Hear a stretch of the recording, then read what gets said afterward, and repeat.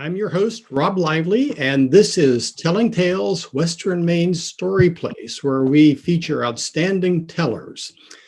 Now, as you can see, we are in a little different format this time. Normally, we would be in the studio having live interviews, but unfortunately, because of the pandemic, we've had to switch to Zoom. And with that, we miss the personal interaction with our tellers and with the staff there at Mount Blue TV.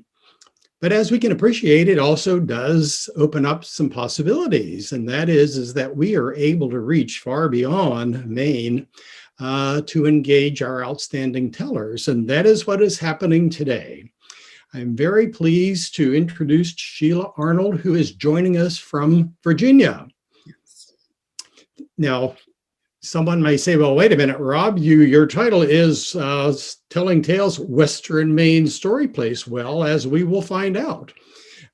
Sheila's research and much of her telling that she'll be doing today relates to Western Maine. So Sheila, welcome. And can you tell us a bit about yourself? Well, first, Robert, thank you for inviting me to come, and I'm excited to be here and with Mount Blue TV. It's just a delight to be asked to be a sort of a Mainer. I know it takes a long time to get to be a Mainer. So I hope I represent you all well, at least in talking about how wonderful you are. And I will make sure not to tell people to move up there because I have heard that Mainers prefer people to come and visit and then go away. But only in the good things. So I just have loved being able to connect with the people in Maine.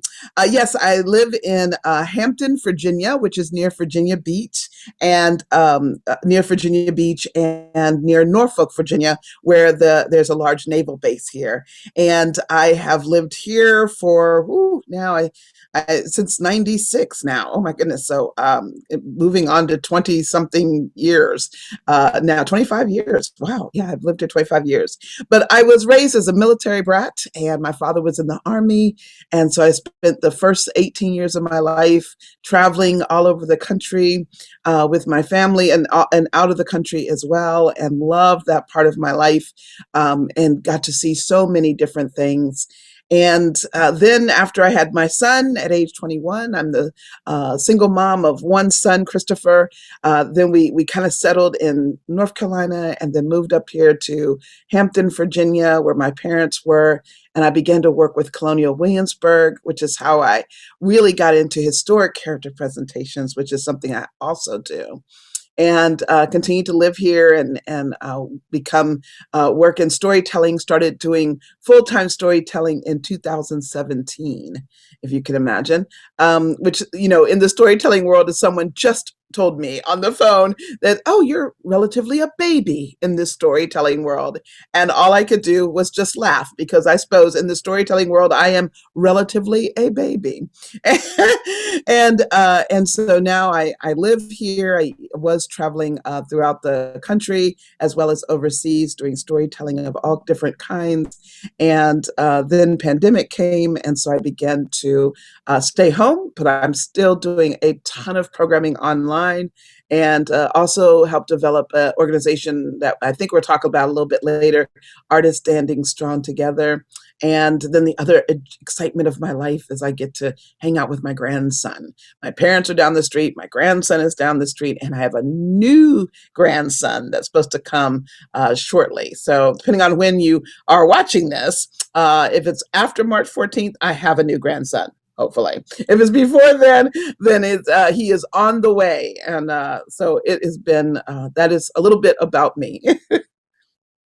Well, great, and congratulations on your grandchildren and your upcoming grandchildren. So ours are in Vermont, and unfortunately, we have not been able to visit with them, of course, during the pandemic. But it'll happen soon. It'll happen soon. So you've talked a little bit about your history of storytelling. Are there particular types of stories that you like to tell, or what?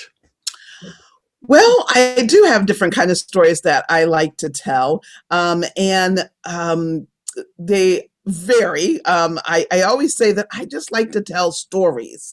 I don't stick in one category very, very well. at all. So I like to tell a good story. So I tell original stories, stories that I've created both for adults and for children. I do a couple of story poems, particularly from Paul Laurence Dunbar. I do folk tales, which one particular Mainer, her name is Jo Radner, and both you and I are good friends with her. That's great. But Jo Radner has been a storytelling mentor in my life.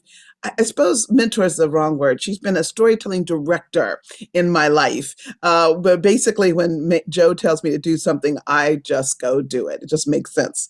So she encouraged me to do even more folk tales, and so I have.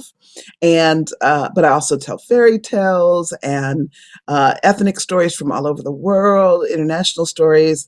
And then the stories that really hit my heart the deepest are stories of faith and stories of justice.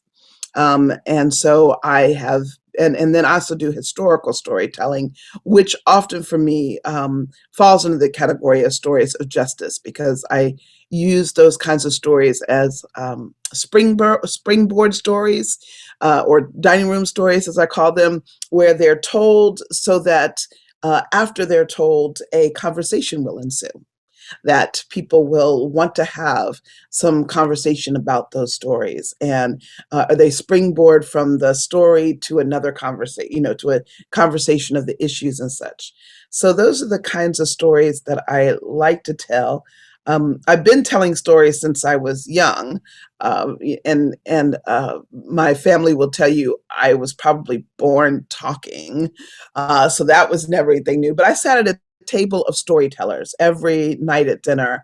My parents told stories over our heads when we were little girls, and then as we grew up, once you got to school, we were at that kind of table that said, "So, what did you do at school today? What did you learn today?" And unlike some children that get the chance to go and say, "Nothing," or "fine," we were required to actually have a conversation about it. And so I, really quickly learned that you had to be able to talk. And then I was in theater and all that as well. So, and a great avid reader. So all that together, eventually I did a storytelling program for my son's school, which led me to go, being, my name got thrown out here, got thrown out there, got thrown out here, and that grew. And then I worked at Colonial Williamsburg in Williamsburg, Virginia. And there I got paid to tell stories. And I was like, oh, there's something I can do here. And then when I stepped away in 2013, God opened the door and said, it's time for you to go. And I began to step out and do more storytelling. And that just opened my world to all kinds of storytelling. There's so many kinds, Robert, that I am almost amazed that, that people want to put themselves in like one little category, because there's just so many stories to be told. But then people who put themselves in or generally tell one kind of story also get really good at that. And I suppose I'm more of a jack of all trades when it comes to storytelling. That was a very long answer for a very short question. So my apologies. Right. You had said that Jo encouraged you to do fairy tales. Do you have an example of Folk tales, not fairy tales. Folk tales. Okay, yes. And I'm sorry, you said, did I have an example of one you wanted to tell? Yes, I was thinking about this. Which one do I like the most? And so this is sort of a Brer Rabbit. It actually is an Uncle Remus story, but it is one that is not as often told. And oh, goodness gracious, I had it right in front of my brain, and now it's doing its number on me right this moment, so that I can't think of the actual title. It probably will come as I get to going and doing this. But here's a little bit of that. Here's that story. Long ago, before the people were around, the animals were talking, and the animals each had their own government. That's the truth of it all. They did. They had their own government. And the name of this story is called The Story of the Deluge, now that I remembered it as I start talking about it. Well, in those days of the government, everybody was taking care of their own selves until finally they began to run up on each other and problems ensued. So every one of the folks, every one of the animals got their representatives and had them all meet together, both great and small, all met together to discuss these different issues that had come up. Well, the first thing they had to get out of the way was who's going to be in charge. And the lion and the bull were having, water buffalo were having difficulties with one another. But after the lion said he was going to eat the water buffalo, well, that all tempered down and the lion took charge. And that meant he didn't do nothing at all. And then folks began to talk about things that was going wrong. First thing they all decided on, true to be, was that fish were available for everybody since they didn't show up for the meeting with no representatives for the meeting on land. So they was fair game. The second, they started to talk about their difficulties. The bear complained about how folks was coming in during hibernation and sometimes taking their place of sleep right there in their own cave. And the rabbits talked about how they were being chased by everybody and didn't appreciate that too much. The beavers were rather ticked that some people were taking down their dams. And so it went on and on. And well, they came up with a few solutions and such. They told the bears, well, if you're sleeping, you probably don't need that part. And if they would just let it be, a place that others could stay for a bit, would that be just fine? And the rabbits, they told them to run faster and have more children. That probably helped them survive. And for the beavers, they told them, well, you can't keep all the water at one side. You got to let some flow through every now and then. And they seemed to be okay. But then there was more concerns and more concerns until folks were hollering and screaming, as they often do when government folk come together. Hollering and screaming. And then Elephant got into it. Hollering, screaming. And then he lifted up his big foot as wide as he could, as big as he could, and lifted it up and put it down and didn't make no thinking about what was below his feet. And right there, he stepped on a crawdad. Now, some of y'all folk up there in Maine probably don't know nothing about no crawdads, but maybe you do. But an old crawdad, a crawfish, as some call it, well, he stepped on just like that, just stepped right on him. It was hard luck for that poor crawfish. And so the other crawfish, they come together and they write themselves up a proclamation. And they put together, and then one of the crawfish crawled up there on top of a rock, and he started to speak. We, the crawfish, demand to be seen. We demand that there be penalties against those that would come and take our very lives. We shall be heard. We shall be heard. But they were whistling Dixie in a thunderstorm, all those large animals talking and speaking, and Elephant was still going on and on and on until he stepped right on that rock, and there was gone that crawdad and the tail of a spring lizard. Well, this provided an alliance, as they say. And so some of the little things come together, and they put together a proclamation again.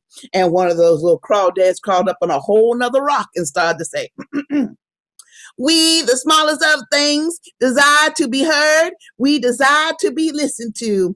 We shall be heard. We shall be heard. Our voice rings out. But truthfully, their voice did not ring out. Nobody even heard or took no time to look at the small or listen to the small things. And by that time, Jaguar was on a tear, and his tail went sweeping around one way and sweeping around the other, and it swept it around, and gone was a box turtle and that crawdad. We never did see them again. But about this time, the littlest of things realized they would not be heard. And so they began to burrow down into the ground, deep down into the ground where the deep waters are. And then they moved to the side. And they let those waters rush up to the very top. Well, the first bit of water that came up right underneath that elephant. Right up beneath the elephant, went and took that elephant high up in the air. He was like, woo, woo, woo, woo, woo. Oh, it was horrible. And the water just covered all the ground. It deluged the ground. It certainly did. And for 30 days and 40 nights, or some amount of time like that, there was all them animals treading water as long as they could. And when that water come down, Well, all the animals, they convened again, great and small. But this time, all folks was listened to, and all folks was heard. The story of the deluge, one of the stories in Uncle Remus. So that's a wonderful story. You tell it wonderfully. And I can see how that would just generate all kinds of conversation. I mean, the story itself is wonderful. You're telling it is wonderful, but the messages underneath it and on top of it. Yes. Wonderful, wonderful.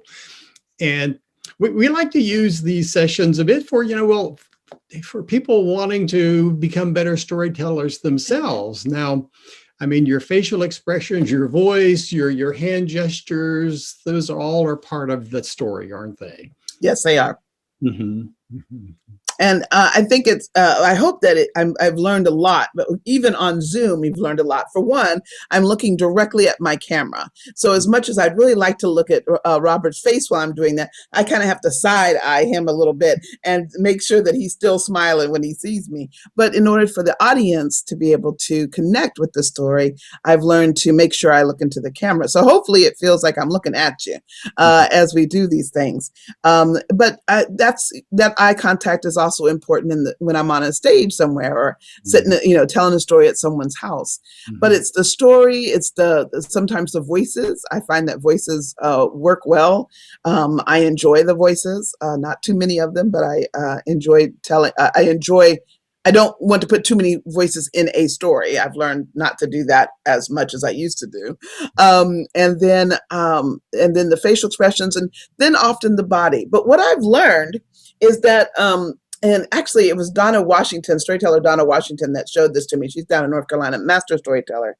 And she told me how people said to her, she moved all over the stage. And she's like, no, I don't. I stay in one space. And I realized I had heard that often. You move all over the stage. And I'm like, do I really? So I started looking at videos of myself, and I don't. I pretty much stay in one space. My body might stretch out like this and like that. So it feels like, because we're in the middle of it, feels like we're moving.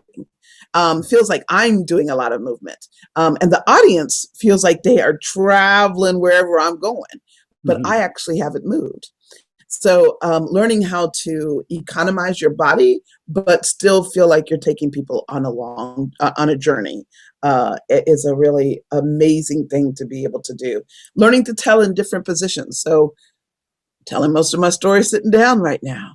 But when I was standing up all the time, I also learned how to use the times where I could sit and stand and use those opportunistically. And then the other thing is to use the power of that voice. Up, down, secretive, a little bit louder as I'm an elephant, and then also use the pause when necessary. It's wonderful points of how to improve our storytelling. And as we all as storytellers know, the fact that we cannot have a live audience at the moment, that's a challenge, because we draw so much from our live audiences, but we do the best we can. Well, Robert, can I say something on that real quick? Do you mind? Sure. Well, one of the things I have really noticed is that, it is tough. And I will tell you that telling to a camera is about as non-energizing as it can be for a storyteller. Howsoever, on the opposite side is our audience. And although many audience, particularly storytellers that are audience members, really want to get in there and see, what I have had is feedback from across the board, from schools with little kids in kindergarten up to college students, and from adults of varying ages, is that the one thing that we can do on Zoom that we can never do on stage is we can bring everybody in as our front row seat. Mm-hmm. And over again, I hear people say, yeah, I like the meeting, but as far as listening to stories, it feels like it's you and that other person sitting in their living room having a conversation. Whereas kids in an auditorium, the kids in the back, if there was a kid that maybe needed glasses and didn't have it, he or she might not be able to catch all the facial expressions. They might see it and see me, but not catch everything. Now they catch everything. They're right there on the front row, and they're seeing things they have never been able to see before. And the same for adults that they've never been able to connect for, which means, Robert, I've had to learn how to pull back at times. Like there's times when I'm on stage and I get really intense, and I'm overly intense. I'm overly sad or overly excited. And I have to be careful. Like I can scare a child to death on this thing, on Zoom, because I can really crawl into their mind a little bit differently. And so I have to be really conscious that I have to make sure that I'm not overly sad, else the audience will take all that in, and then they have to have time to process that out. So it is a challenge for us, but it's not something I want us to completely leave, because on the other side, our audience is getting something they never had. It's not TV, because it's live. And when it's live, and when I'm doing this live, I'm not talking pre-recorded, when I'm doing this live, you see all the mistakes, all the flubs, all the things, but you get to see it up close and personal, like we're at your table in your home, if that makes any sense at all. So that makes wonderful sense and wonderful ideas. Well, you have been involved in some very interesting research here in Maine. Yes, I have. You want to tell us about that? Yes, and make sure, Robert, you just remember that if I'm talking too much and talking too fast, just say slow down or shut up. I am definitely a storyteller. I'm definitely a talker. So don't you hesitate to say, let me just interrupt you here, Sheila, because I can get excited. And this is one of the things I love. Now, I just have to give major props to Hewn Oaks Artist Connie, and to the fact that there's so many sponsors of Hewn Oaks that make it possible for artists to come over to Hewn Oaks in Lovell, Maine, right? Yeah, in Lovell, Maine, and be able to stay. They have 4 cabins there, and then a big guest house kind of place, and you're given a cabin for anywhere from 3 days to was it a week or 2 weeks? I can't remember even which one it was now, but it was a long time. It was beautiful. I loved every moment of it, and I will tell you, you get to go out there and do your work and to rest. And that was the other thing. I realized I needed time to rest my brain even. So Hewn Oaks is right on that big water. I got to swim in the water. Just fresh water is amazing. And just do work. Well, what I wanted to do was begin to do more work on what I called Locks Open series. I had begun to read William Still's book called Still, S-T-I-L, called The Underground Railroad, which you can find online at Gutenberg, www.gutenberg.org, and read the whole thing. But I started reading that and put together a program about the waterways in the Chesapeake area. And I loved doing that story, and people responded so well. The stories were brilliantly written in this book, and I got to share true stories of people running for freedom. And it was so well received. And not only that, it was seen as pertinent to where we are today in the midst of immigration and, people leaving the countries they were in that had no freedom, coming here to a place of freedom and what they were doing. And some people were saying, well, why would they do that? Why would they bring their children? In our own country, we have seen that happen. We've seen that happen through the lives of people who were enslaved. They did amazing things, extraordinary things, and people helped them in an extraordinary way so they could get their freedom. And so I started to tell and realize how these stories were. And my mind began to dream, and I applied to Hewn Oaks and was accepted and given that wonderful cabin. And my 4 other cabin mates, they all had their own cabin, but we got to see each other and, at times and just talk. And I started exploring, this world of this book, Locks of the Underground Railroad, and reading and going to the Lovell, Maine library, taking out a ton of books from there, and just putting together what ended up being 7 programs. I'd already written Waterways, so that was kind of done, but 7 programs on what is called the Locks Open series. And they had various facets of this. But one of the things that also added to my world was to take a visit to over to Portland and to visit Abyssinian Church. I think that's the correct name of it. I'm making sure I have the right names of things. So Abyssinian, yeah, okay. And then I had also read a book called Maine's Visible Black History, the first chronicle of a people by H. Price and Gerald E. Talbot. And that was one of the books that I read. And I was like, wow, Maine. Maine has its own particular underground railroad route, which I did not understand. I did not know that before I arrived there. That Portland was a large stop on the Underground Railroad, particularly for mariners. And being that I had started this from the perspective of waterways in Chesapeake, it was amazing to me to be led all the way up to Portland, Maine, where people could stop and rest their hearts and their lives and be free. Being that that slavery was abolished in 1793 over in Maine, it was a place that they could come. There was an anti-slavery society started in 1833, and people were harboring runaways so they could have them go even further up into Canada and then other points along the way. And then I began to learn even more specifically. I learned about Eastman Johnson, who is from Lovell, Maine, who did the amazing picture called A Ride for Liberty, The Fugitive Slaves in 1862. It's in the National Museum of Art, and it's one of the most well-known pictures. And he was from Lovell, Maine, and says he wrote that because of his connection of seeing something like that happen while the Civil War was happening.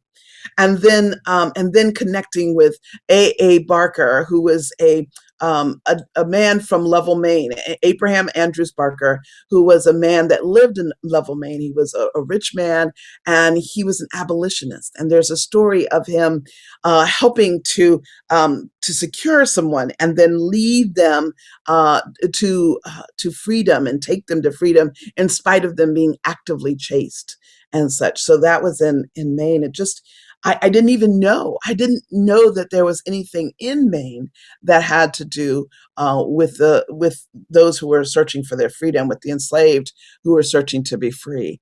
And to come across those connections, well, now some of them have entered into the stories that I tell.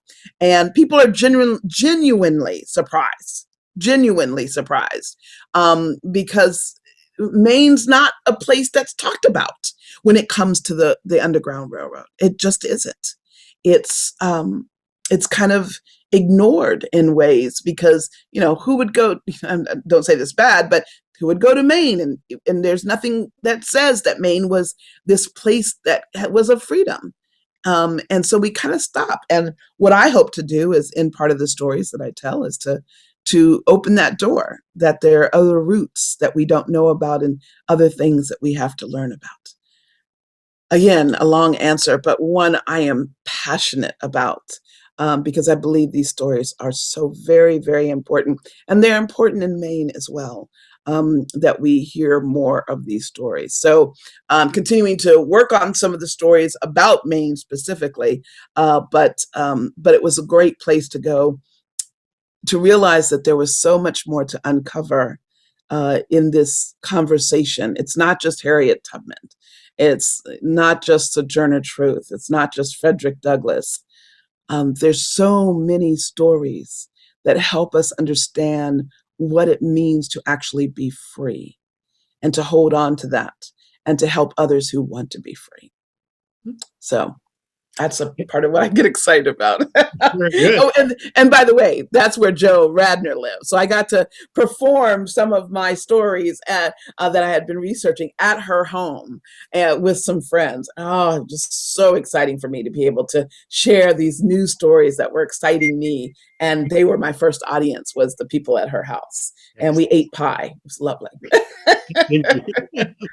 Well, can you share Can you share some of these stories with us? We Yeah. Let's see. Probably one of the ones that was, there were two that were really, that stunned me when I was in Maine, and they weren't because they were Maine stories. So neither one of these are Maine Earth stories. Those stories are still in development in regards to being very specific about things. So know that they will come, but they aren't there yet. But these were two of the ones that, or at least one of the ones. I don't know if I'll get both of them in. That I told at Joe's house, and um, and I'm laughing about it because the way I told it at their house, I've changed it since I told it because it's grown a lot more since those times. She was from Baltimore, a seamstress it is, and a lady's personal maidservant, and she was enslaved. She was a slave. In the book, The Underground Railroad by William Still, there's no name listed for her. Unusual. And she's the very last of the stories told. And since there is no name for her, I will give her a name. I'll give her the name Martha. So Martha, indeed, Martha was a seamstress, and she worked hard and did very, very good work, but she desired her freedom. There was a companion, a young man, that wanted to help her get her freedom and bring her north, but they could not find a way to do such. And then the amazing happened. It was January 1856, and 1857, and that was a hard winter. The girl was sent up to Philadelphia to pick up something that was needed for the grand opening ball of the Academy of Music to be held in Philadelphia. Sent by train up, she was by herself and to pick something up. And then by train, she was to return back in order that that last preparation could be put on her mistress, and her mistress and master, could go to the grand opening ball on January 20th. However, it was right before that, on about the 18th and 19th, that a horrible snowstorm came into the Philadelphia and Baltimore area.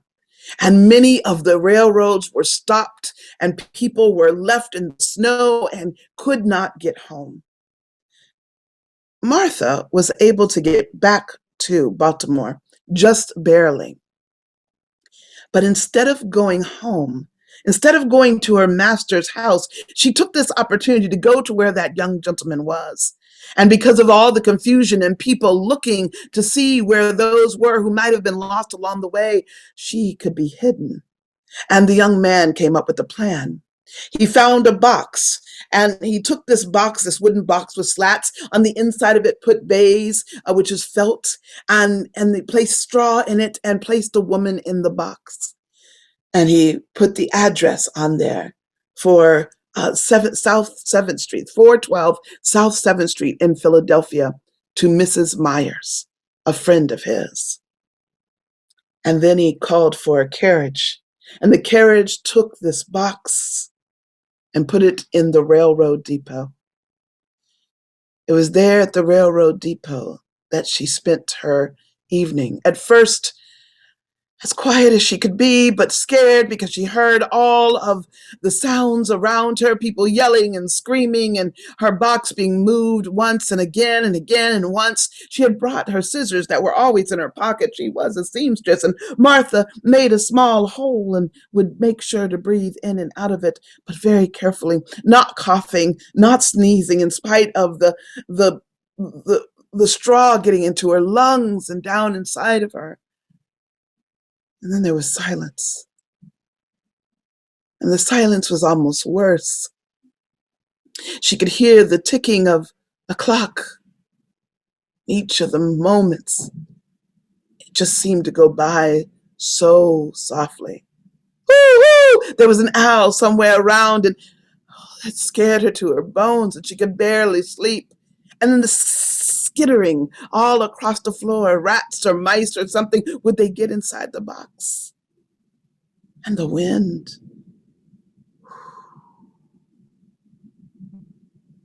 Blowing through, causing her to be cold, but not just cold in her body, but in her soul, worried and afraid. And that fear crawled up inside of her as she lay in that box. Well, while she was in the box, that young man had made his way over to Philadelphia.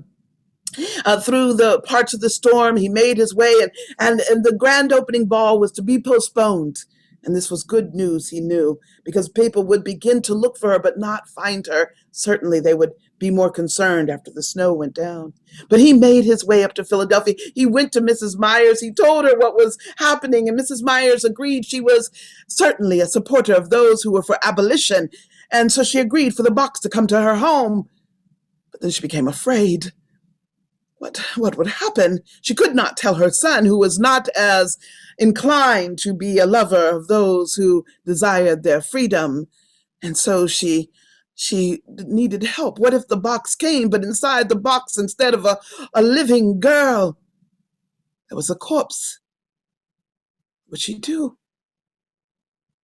She called upon Miss Ashe. Miss Ashe was of the same persuasion as her Quaker self, and so Miss Ashe came. And Miss Ashe had also the notoriety that she was an undertaker and a shrouder, more used to dead bodies than Miss Myers ever had been. And so the women agreed to meet on the next day in the home. And the young man, having secured where the woman would go to, then went to George Custis, a colored man who had his own wagon and would pick up freight and take it to proper places.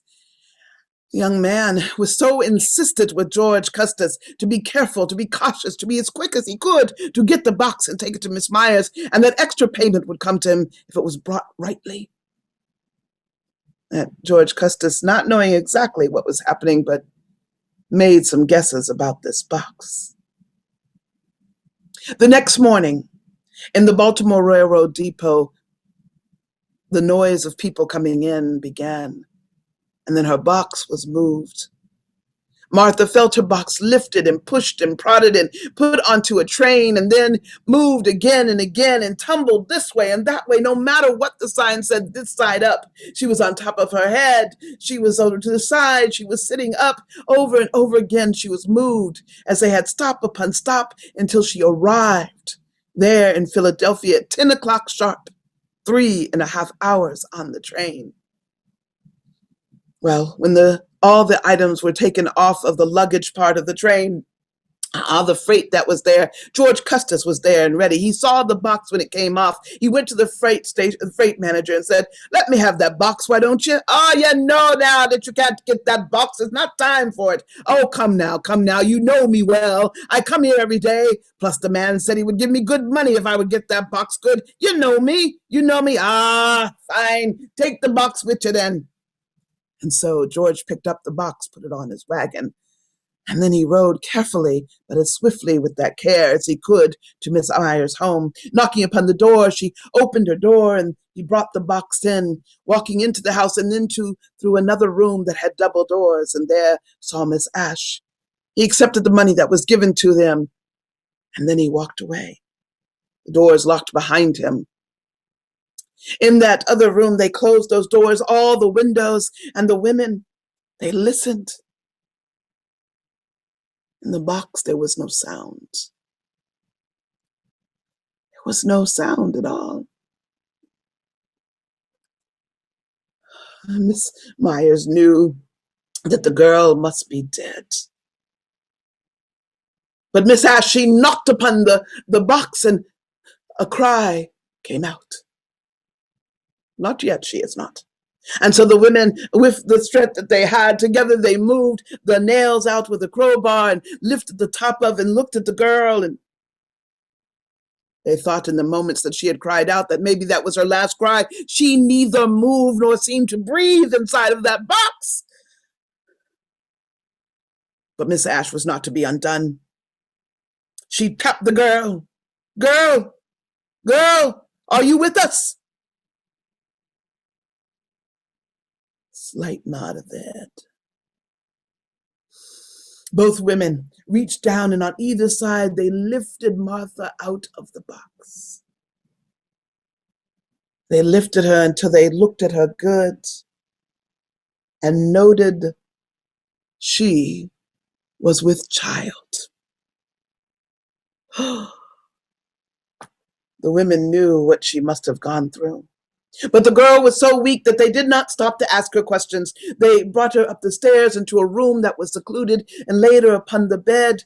The child, the girl, she laid on her side and just wanted to sleep. I am so deadly weak.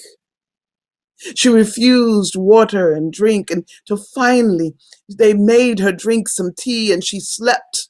And the next day she drank a bit more but said not a word. And the third day she was able to eat, and she even sat up a bit.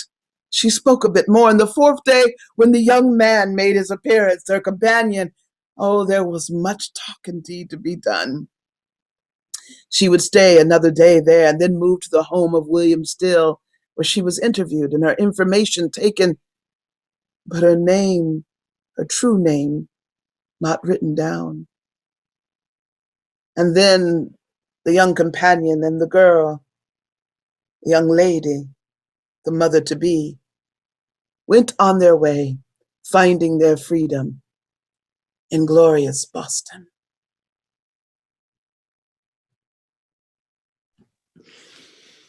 What a wonderful but yet powerful story. The fact that you had to give her a name, in this case, Martha, really says a lot, doesn't it, about when you're trying to research the history of slavery. So many people just don't have a name, do they? That's correct. Wow. Wow. Wow. Well, I love the story. Thank you. You're welcome. You're welcome. And it's one of those that you can just say, what would you do? What would you do? And then, of course, when I have mothers in the group, they're just like, ooh, it goes from being, oh, okay, she made it, to, oh my gosh, because then and with children, with young people, I can go through. So what are the things she couldn't do in the box? She couldn't, she couldn't cough. She couldn't sneeze. She couldn't burp. I always tell the kids she couldn't fart. They always are amazed about that part. But then we add on, she was pregnant. Do any of y'all have mommies that have been pregnant, before? And, some kids will raise their hand. What do they do all the time? Oh, they fuss all the time. They get upset all the time. And then every now and then there'll be an adult that says, and go to the bathroom. What did she do? How did she not go to the bathroom? All that, just these things that, just to be in a position where we don't know how far along she is. She at least is showing. But we don't know how far along she is. And we don't know if the baby was moving and all those other, it boggles the mind. But for freedom, what would we do for freedom? What would we do to make sure that our children had an opportunity for a life of freedom? And that's where this story becomes such an important universal story, and not just a story about African Americans looking for freedom. And as you know, whenever you're telling a story, there are really two stories going on. The one you're telling, and then the one that's going on in my head. And I may be able to share a story of freedom that I've experienced. Yes. And so it can be quite a stimulus in terms of conversations and stories and that sort. You mentioned that you had another story. You have 15 minutes left. I did. And I'm going to mention this since you kind of alluded to it. Okay. So when I first did at the National Storytelling Festival in Jonesboro, Tennessee, I was able to do Waterways to Freedom, the original one. And as part of their they have a grant that is looking at about history, African American history, and also dialogue about freedom called Freedom Stories through the International Storytelling Center. They have lots of great things. Go check them out that are online currently. And so I was doing the story on that first day, and sitting in the audience was a friend of mine, Nestor Gomez, who came over as an undocumented person, as a teenager, and is now a citizen. It's taken a long time for that to happen, but is now a citizen. So he's listening to me tell these stories. And at the end of the show, he's one of the first people to be able to get up to me. He just happens to be closer. He is weeping. He is sobbing and weeping. This man who lives in Illinois, who understood the story of what it meant to go through whatever it took to get to freedom. And afterwards, he says to me, your story is helping me know that if it's been overcome once, it can be overcome again. That's my story. I have an American story that is this story. And I was like, whoa, it just took me so much. I was hoping to get connections, but that's when I understood the power of the story is bigger. And I've done civil rights program stories where we've had Muslims who have been given a hard time in a particular area, and they heard us tell stories about civil rights movement and realized, that's what we can use as our example. That's what we can do to be able to fight what we're walking through. The prejudice that was against them. They were given the ability to know that these stories weren't new.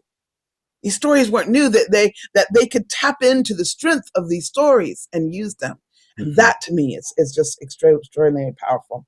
And just so folks know, Martha in this story, but that story of being boxed up was told, there's at least 7 or 8 people that are boxed up and sent by boxes to Philadelphia. So this was not like, I thought somebody else did that. Yes, several other else's did that. So that was good.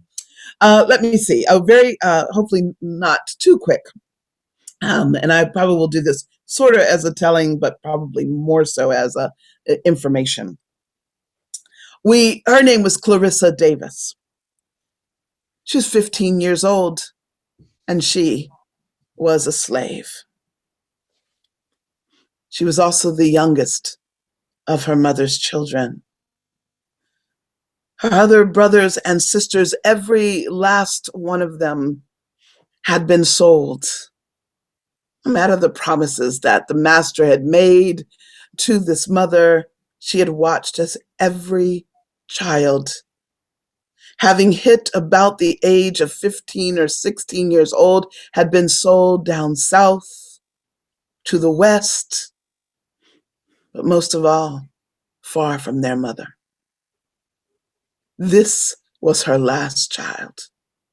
And so she began to beg and plead, could there be anyone that could help her child? She wanted one to be able to be free, one to not be sold off. Yes, the child would not be with her. She understood.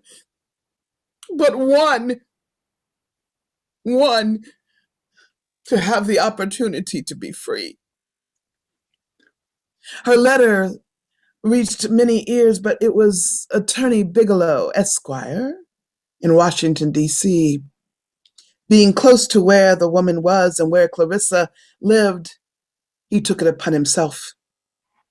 The letter of this woman moved his heart in such a way he determined that he would find some way to move this girl to freedom. And so he conversed back and forth with William Still of the Underground Railroad, a conductor there in Philadelphia. Back and forth they conversed using code and discussions about packages and property and things so that they could be able to communicate. No one would know or understand what they said. And then it entered into Bigelow's mind. And he contacted mother, send the girl to me under the cover of night. She shall surely get her freedom. And the girl was sent under the cover of night. And Bigelow said to her, go to my basement, change into the clothes that are there, stay in my basement until morning, and be prepared to learn to be a man. Down in the basement, Clarissa went. She took off her dress, her shift, putting on breeches and on pants and shoes, tying something around her to wrap herself in as she had seen others do, who tried to mimic what a man did. And she slept that night. Maybe that night she dreamed of how she would be different. The next morning she awoke and she arrived above stairs in Bigelow's office, and he told her that this was his coachman, and she was to sit beside his coachman and learn everything she could learn. And she was no longer to be Clarissa. George was her name. And so it would be. And so she learned. She sat beside the man. She learned all she could. She learned how to speak, when to open doors, how to turn the horses with just a simple thing. She was a quick learner. And so she became George. Then one day, Bigelow announced that he would be going to Philadelphia. He told friends that. And unfortunately, his normal coachman was unavailable, was sickened at that time. And so the new coachman would have to do. Along the way, he would have to make stops. He even had to stop along the way in a tavern and spend the night. And as was proper, his man stayed in the same room with him. Up they finally rode.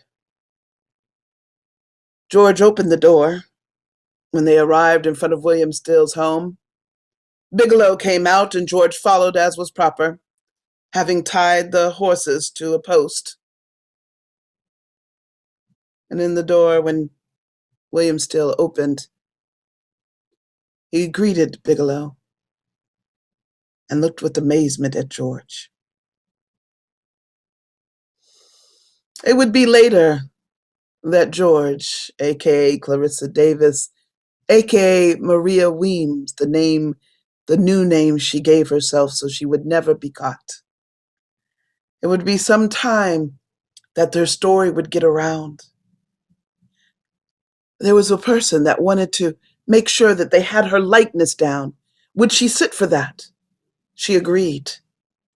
And on the day of her sitting, she had on her clothes of George. And so the only picture we have of her is where she has become someone else. And I wonder, was that who she had always truly been? Is that who she continued to be?